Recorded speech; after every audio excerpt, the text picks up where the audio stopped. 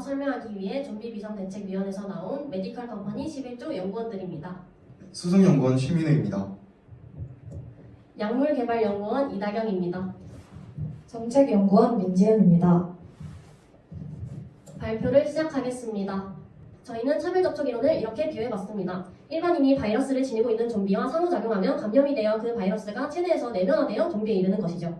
그래서 저희는 그러한 좀비를 치유할 수 있는 치료제, 즉 더 이상의 범죄자를 만들지 않기 위한 새로운 정책안을 펴기 위해 이 자리에 섰습니다. 발표는 이 5가지 순서로 진행하겠습니다. 다만 기본 개념은 다 아실 거라 생각해 교과서에 없는 내용을 중심으로 설명한다는 점을 주의해 주시길 바랍니다.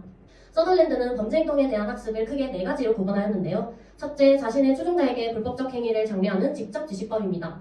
예를 들면 법에 비우호적인 사람이 자신을 따르는 청소년, 즉 추종자에게 법을 지킬 필요 없다며 범행을 부추겨 범죄를 학습하게 하는 것입니다. 둘째, 반사적 행동 유발법은 스키너가 주장한 방법이며 일정한 지역에서 일정한 행동에 대해 처벌하지 않거나 보상하게 되면 특정한 행동을 반사적으로 행동한다는 것입니다. 셋째, 종교의 대상을 모방하려는 행동에서 출발하는 모방에 의한 학습입니다. 예를 들면 청소년이 불량배 집단에 가입하여 선배 불량배를 모방하는 방법으로 범죄를 학습한다는 것입니다. 마지막으로 인지 방법에 의한 학습. 예를 들어보자면 신입 경찰관은 선배 경찰관이 하는 대로 행동한다는 것이죠. 뇌물을 받는 행동을 본다. 그럼 자신도 이를 보고 학습하게 되고 이는 범죄 행동으로 이어지게 된다는 것입니다. 다음은 차별 접촉 이론과 차별 교제 이론의 비교에 대해서 좀비와 관련하여 예시를 들어 설명해 보겠습니다. 좀비가 득실되는 환경에 노출되는 그 자체로 공기에 의해 감염된다. 어떤 이론과 관련이 있을까요? 맞습니다. 그것은 바로 특정 환경에 노출되는 것 자체로 범죄가 학습된다고 강조하는 차별 접촉 이론과 관련된 예시입니다. 그렇다면 차별 교제 이론은 좀비를 만나 같이 다니며 그에게 직접적인 상해를 당한 경우를 말하죠. 즉 가까운 사회적 관계를 지닌 사람과 직접적인 상호작용을 통해 범죄를 학습한다고 주장하는 이론이 차별 교제 이론입니다. 범죄학의 발전과 미국 사회의 변화에 대해 말씀드리겠습니다. 19세기에는 도시화와 산업화가 진행되며 범죄가 증가하게 되는데요. 단순히 범죄는 자유의지로만 이루어지는 것이 아니라 여러 가지 사회적 요인들에 의해 발생된다는 의식이 수용되게 되며 이 실증주의 범죄학이 등장하게 됩니다. 이 실증주의 범죄학에서는 인간의 행위는 자신의 의지가 아닌 이미 결정된 생물학적, 심리학적 특성이나 소질이 환경과 결합하여 범죄 행위를 범한다는 것을 기본 명제로 봅니다. 실증주의 이론 중 하나인 생물학적 결정론의 대표적인 학자 롬브로소는 군인들을 대상으로 범죄 행위들을 관찰하고 조사하여 문신을 한 군인들이 범죄 가능성이 높다. 범죄자에게는 두개골에 함몰이 있다. 라는 결과를 내었고 그는 이렇게 주장합니다. 심리학적 범죄 원인론의 대표적인 학자 프로이트는 사람의 인격 구조를 원본능 이드, 자아 이고, 초자아 슈퍼이고로 나눕니다. 그는 이러한 원본능에 의한 욕구나 충동이 자아나 초자아의 통제 기능을 능가했을 때 또는 자아와 초자아가 원본능의 욕구나 충동을 적절하게 통제하지 못할 때 비행이나 범죄 행위가 발생한다고 주장합니다. 19세기 중반 미국은 주로 농업에 의존하는 사회였습니다. 그러나 미국 내외의 기술적 발전과 교통통신의 향상으로 인해 산업화의 시대가 열리게 됩니다. 농촌에 있던 수많은 사람들은 공장에서 일하기 위해 농촌에서 도시로 이주하게 되고 이 과정에서 도시에 유입된 사람이 고향의 관습이나 전통과는 다른 문화와 접촉하고 그에 따른 심리적 갈등에 빠져 범죄를 저지르는 경우가 있다고 합니다. 그 후 미국은 1920년대 후반부터 1930년대까지 세계를 강타한 경제 대공황을 맞게 되는데요. 당시 실업률이 무려 25%에 이르게 되어 많은 가정이 생계를 유지할 수 없어 집을 잃고 노숙자로 전락했습니다. 또한 미국 중서부의 수많은 농민들이 가뭄과 경제적 침체 때문에 그 지역을 떠나 다른 지역으로 이주할 수밖에 없었던 더스트볼 현상과 많은 사람들의 우울증과 절망감, 정신적 고통에 의해 실업자와 빈곤층이 늘어나면서 사회 곳곳에서 범죄와 폭력이 증가하게 되었습니다. 이 시기에 미국은 마피아 같은 대규모 조폭들이나 작은 갱단들이 부지기수로 늘어납니다. 1929년 2월 14일에는 미국 시카고 마피아 조직 두목이 자신의 구직원들을 경찰로 위장시켜 상대 조직이었던 아일랜드계 갱단들을 무차별 살해한 발렌타인데이 학살 사건도 있었습니다. 1960년대 미국은 다시 대규모의 이민자가 유입되게 됩니다. 이민자들은 새로운 환경에서 생계를 유지하기 위해 노력했지만 사회적, 경제적 차별과 빈곤으로 인해 많은 이들이 범죄에 연루되기 시작하고 이 과정에서 여러 문화를 가진 사람들이 충돌하며 갱스터 조직이 형성되었습니다. 그 결과 범죄율이 매우 높아졌고 이렇게 범죄율이 높은 이유에 대해서 설명하기 위해 차별접촉 이론이 생겨나게 되었습니다. 다음으로 저는 정책적 및 사회문화적 역량에 대해 발표하도록 하겠습니다. 특히 연예계 마약범죄, 청소년 도박행위, 비행 청소년 성범죄라는 3가지 사례를 중심으로 살펴보도록 하겠습니다. 첫 번째로 연예계 마약범죄입니다. 먼저 시즌과 바스코 사건입니다. 두 사람은 힙합씬에서 활동하며 마약 문화와 자연스럽게 가까워졌습니다. 이들은 주변 지인들과의 교류를 통해 대마초를 접하게 되었고 호기심과 스트레스를 해소하기 위한 도구로 이를 사용했다고 알려져 있습니다. 음악계의 일부 문화와 환경이 이들의 선택에 영향을 미친 사례입니다. 두 번째로는 배우 정재진과 기주봉 사건입니다.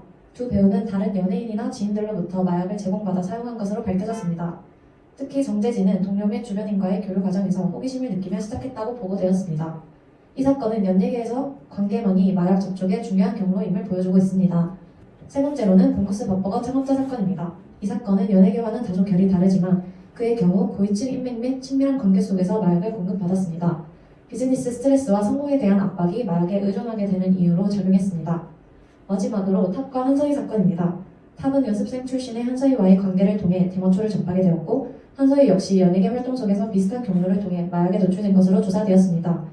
특히 이 사건은 연예계 내 인간관계가 얼마나 큰 영향을 미칠 수 있는지 보여줍니다. 이러한 사례들은 연인, 친구, 지인, 주변 사람과 같은 친밀하고 가까운 사람들과의 상호작용을 통해 마약범죄를 학습하고 동료 집단을 형성해 차별적으로 학습한다는 특징이 있습니다. 두 번째로는 청소년 도박행위입니다.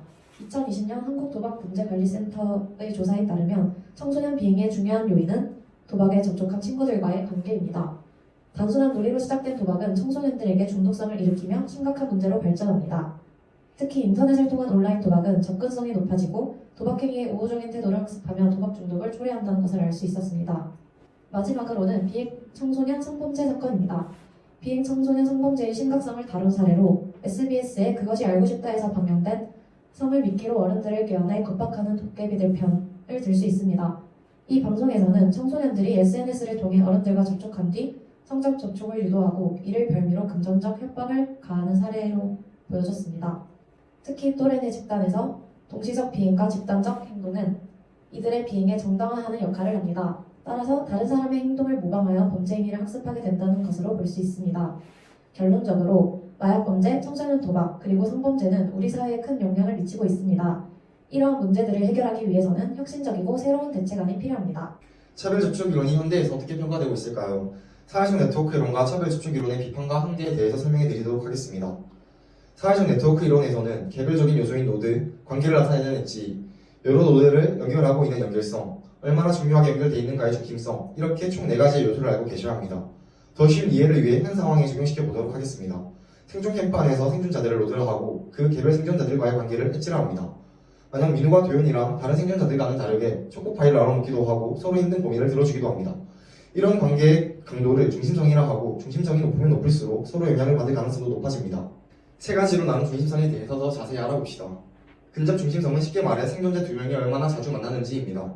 내게 중심성은 예를 들어 이 사진처럼 민호와 정우가 친구고 정우와 도윤이가 친구야 가정했을 때 정우는 민호와 도윤을 이어주는 매개 중심성의 역할을 합니다. 연결 중심성은 네트워크 내에서 얼마나 많은 노드들이 직접 연결되어 있는가를 뜻합니다. 이 이론에서는 사회적 관계망이 중요한 역할을 합니다. 사회적 관계망이란 노드와 엣지, 즉 사람들과의 관계를 합친 말입니다. 노드의 수가 많을수록 또 그 노드들이 많은 엣지들을 형성하게 될수록 사회적 관계망이 커지게 됩니다. 거미줄을 한번 떠올려 보시겠습니까? 거미줄은 상대적으로 가깝게 연결되어 있는 점들이 있습니다. 이런 현상을 노드들 간의 연결 정도에 비추어 설명할 수 있습니다. 연결성이 높으면 높을수록 거미줄 내에 가까운 점들을 의미하는 것이고 낮으면 낮을수록 먼 점들을 의미하죠. 구조성은 네트워크 내에서 노드를 어떻게 매치하고 상호작용하는지에 대한 패턴입니다. 거미가 거미줄 가운데 있는 것처럼 특정 노드들이 중앙에 위치할 때 그들의 영향력이 가장 커집니다. 다양성은 네트워크 내에서 연결이 얼마나 다양한 집단들과 이루어져 있는가를 뜻합니다. 다음으로 차별 접촉 이론의 비판과 한계에 대한 설명입니다. 첫 번째, 서덜랜드는 범죄가 특정 집단 내에서 학습된다고 주장하지만 그 집단의 정의와 범위가 모호하다며 비판을 받습니다. 이후 범죄와 사회 집단 효과의 규모를 다룬 해당 이론에서는 서덜랜드의 사회적 집단이 너무 좁다며 비판하였습니다. 두 번째, 현대의 범죄 종류는 매우 다양하기 때문에 차별 접촉의 범죄 유형이 제한적이라는 비판을 받습니다. 예를 들어 현대에 생긴 온라인 범죄는 주로 인터넷을 통한 비대면 상호작용에서 발생하는데 이는 서덜랜드가 제시한 정통적인 상호작용 모델과는 거리가 있습니다. 마지막으로 범죄가 형성되는 과정은 매우 복잡하고 다양한 요인들이 얽혀있기 때문에 범죄가 발생하는 원인은 그리고 그 과정은 사람마다 다를 수 있습니다. 그렇기 때문에 서덜랜드의 모든 범죄 행위는 차별 교훈에 의한 것이다 라는 설명은 과도한 일반화라는 비판에서 벗어날 수 없습니다. 페링턴의 해당 이론에서 범죄의 사회적 접촉을 통해 학습되지만 학습 과정은 개인의 특성에 따라 다를 수 있다며 차별 교훈 개념을 비판하기도 하였습니다. 이러한 심각한 사태를 해결하기 위해 저희는 좀비 치료제, 즉 새로운 정책안을 개발하였습니다. 저희가 개발한 첫 번째 치료제는 온라인 플랫폼 트래킹입니다. 과거 행복망해 사건의 피해 규모가 방대하였다는 것을 기억하시나요? 저희 연구개발팀은 이런 온라인상 플랫폼의 특수성을 긍정적으로 활용하여 요즘 유행하는 쇼츠나 릴스를 통해 예방 정책을 퍼뜨리고자 합니다.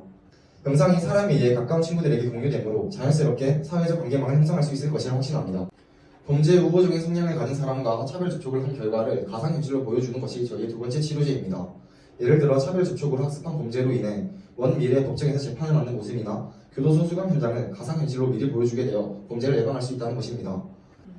치료제만이 인류의 미래입니다. 감사합니다. 2024년 12월 5일 레포트 3명의 연구원 중 살아남은 건 나 혼자. 다른 생존자들이 있다면 치료제를 꼭